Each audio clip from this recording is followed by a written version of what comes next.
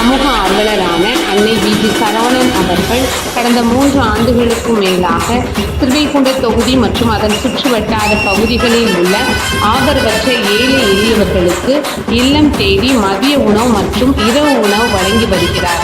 இந்நிலையில் தமிழக வெற்றிக் கழகத்தின் ஐம்பெரும் கொள்கை தலைவர்களில் ஒருவரான சமூக ஆர்வலர் அஞ்சலை அம்மாளை கொள்கை தலைவராக அறிவித்ததன் ஏற்பால் தமிழக வெற்றிக் கழகத்துடன் இணைந்து தமிழக வெற்றிக் கழக தலைவர் தளபதி திரு விஜய் அவர்களின் ஆசியுடன் கழக பொதுச் செயலாளர் அண்ணன் புஷி என் ஆனந்த் அவர்களின் வழிகாட்டுதலின் படியும் 1000வது நாள் மதிய உணவு மற்றும் இரவு உணவு திட்டத்தை தமிழக வெற்றிக் கழகத்துடன் இணைந்து வழங்கி வருகிறார்.